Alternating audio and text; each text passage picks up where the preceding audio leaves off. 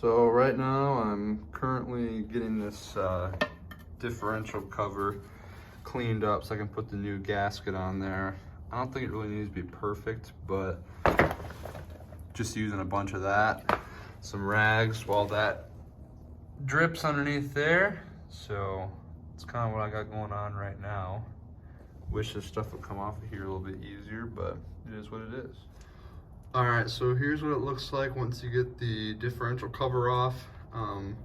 Mine, they had put gasket maker on there, not like a real gasket like that. So I had to use a hammer and a little pry bar. So using carpentry tools for mechanic stuff, but whatever works. And I had to pry mine off of there, but you just gotta persuade it a little bit and it'll come off of there. So I'm gonna call that about good on draining it. I kind of reached my hand back there and pulled some of the oil out there just to get as much out of there as I could. But I'm gonna go ahead and put that cover back on with the new gasket. And I got the bolts lined up the way that I took them out because they're different lengths. So put them back in there the same way that I took them out. All right, so I just got that cover back on. It's not tightened down yet. I just put all the bolts in first, just got them halfway threaded in.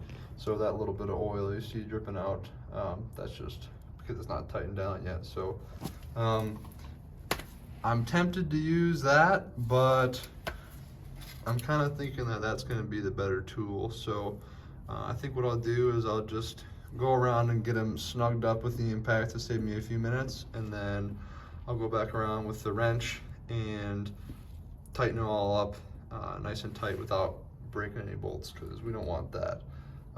Something that somebody told me when you're going to change these was to make sure that you can get the fill plug open before you drain it, because obviously if you drain it and you don't have a way to fill it back up, then that's not good. So I made sure that that fill plug is able to be opened on the other side, and I'll show you that here in a minute once I go to fill it.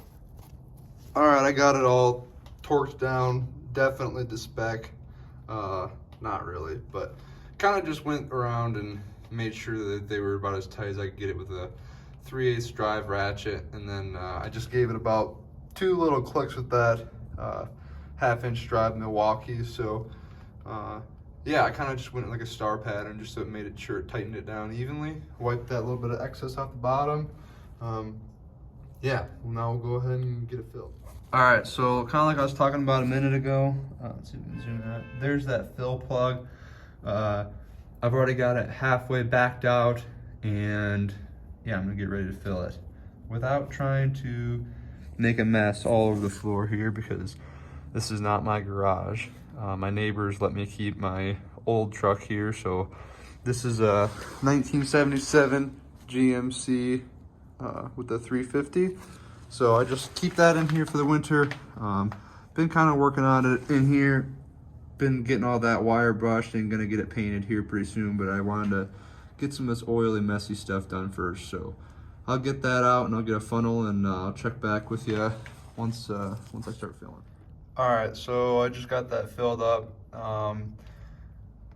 Make sure you buy one of those little bottle pump things to stick the hose in there and then pump it in, because what I just did was use this stupid little can with a hose on it and put it in there, and it's completely vertical, so it's just a major pain to get it filled up that way. So buying the bottle pump would definitely just be a lot better bet. So pretty much you're just going to fill it up until it starts running out like that, and you should be able to stick your finger in there and feel the oil. So once I kind of let that run back out and get level, I'll put the plug back in and then get that torqued down, and that's pretty much it.